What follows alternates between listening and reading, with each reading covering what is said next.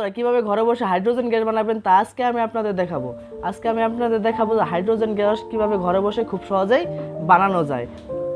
আমি বাবু আছি আপনার সাথে, আপনারা দেখছেন মিস্টার বাবু এক্সপেরিমেন্ট রেডি। চলুন গাইস আর দেরি না করে শুরু করে দিই আজকের ভিডিও।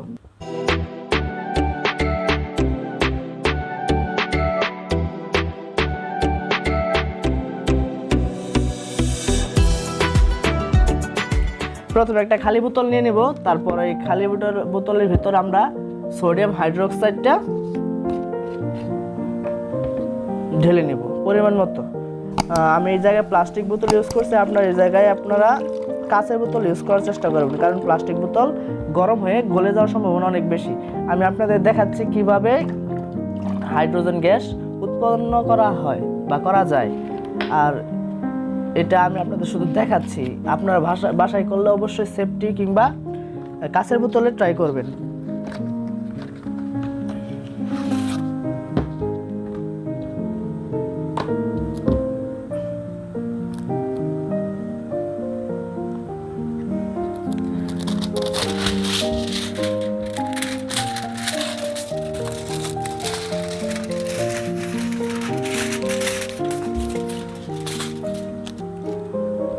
সাইডে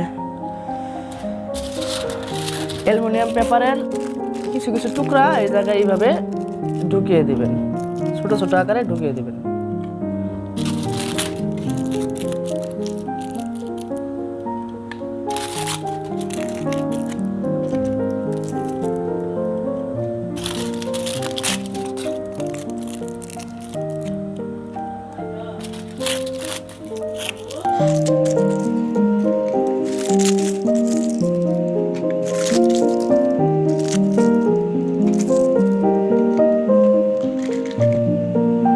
বন্ধুরা হাইড্রোজেন গ্যাস কিন্তু খুবই ফ্লেমেবল, বা এই জায়গায় কোনো আগুন বা কোনো কিছু রাখবেন না, আগুন জাতীয় কোনো কিছু রাখবেন না, রাখলে কিন্তু সাথে সাথে আগুন জ্বলে উঠবে।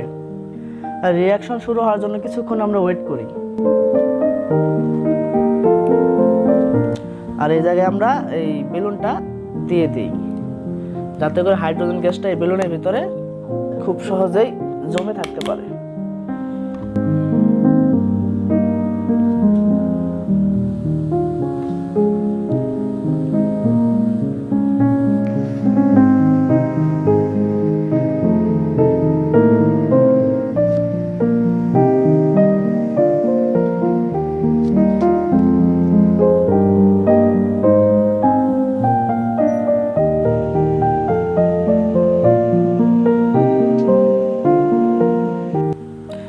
বন্ধুরা দেখতেই পাচ্ছেন অলরেডি হাইড্রোজেন গ্যাস উৎপন্ন হওয়া শুরু হয়েছে।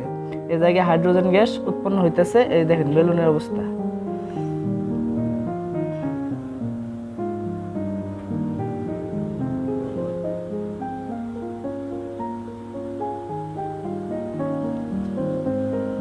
ফুটে যাবে।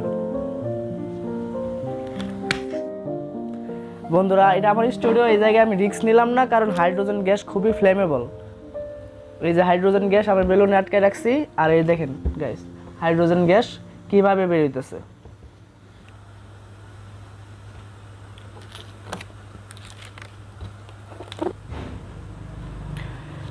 ভিডিওটা যদি ভালো লাগে অবশ্যই একটা লাইক করবেন, আর চ্যানেলটাতে একটা সাবস্ক্রাইব করবেন। আর যারা এখনো সাবস্ক্রাইব করেন নাই তারা অলরেডি সাবস্ক্রাইব করে ফেলুন।